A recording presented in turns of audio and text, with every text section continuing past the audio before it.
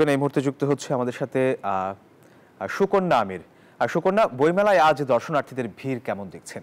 মুহূর্তে রয়েছে অমর একুশে গ্রন্থমেলার সোহরাওয়ার্দী প্রাঙ্গণে এবং কানায় কানায় আসলে মানুষ পূর্ণ আজকে এবং আজকে সাপ্তাহিক ছুটি এবং একই সঙ্গে অমর একুশে সবকিছু মিলিয়ে আসলে পাঠক সমাগম, দর্শনার্থী সহ লেখক প্রকাশক সকলের সমাগম দেখতে পাচ্ছি। এই মুহূর্তে কথা বলছিলাম একজন লেখকের সঙ্গে, তিনি অনুবাদ করেছেন মমতাজ রহমান।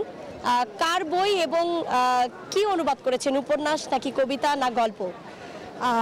আলেকজান্ডার, বিখ্যাত রুশ কবি আলেকজান্ডার পুশকিন, উনি হচ্ছে কবি এবং ওনার কবিতা অনুবাদ করেছি আমি।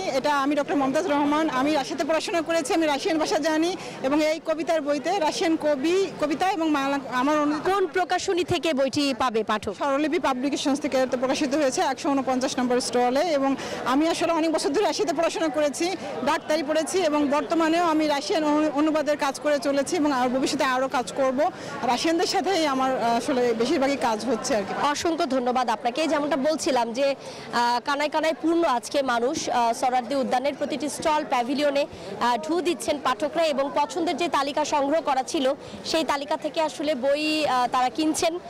কেউ স্টলে দাঁড়িয়ে থেকে বই পড়ছেন এবং সেটি যদি পছন্দ হচ্ছে তখন তারা কিনছেন এবং প্রতিদিনই আসলে শতর ওপরে বই প্রকাশিত হচ্ছে এবং বিভিন্ন মঞ্চে, অর্থাৎ বাংলা একাডেমি প্রাঙ্গণ থেকে শুরু করে সোহরাওয়ার্দী উদ্যানের যে মঞ্চগুলো রয়েছে সেখানে লেখক প্রকাশকেরা আড্ডা জমছে এবং একই সঙ্গে যদি বলি যে অটোগ্রাফের সাথে সাথে লেখক তো স্টল প্যাভিলিয়নগুলোতে রয়েছে, তাদের কাছ থেকে ফটোগ্রাফিও করছেন পাঠকরা এবং যারা বেড়াতে এসেছিলেন, যারা একটু ঘুরতে এসেছিলেন ছুটির দিনে, তারাও কিন্তু বিভিন্ন স্টল এবং প্যাভিলিয়নে ঢু মারছেন এবং সেখান থেকে বই সংগ্রহ করছেন।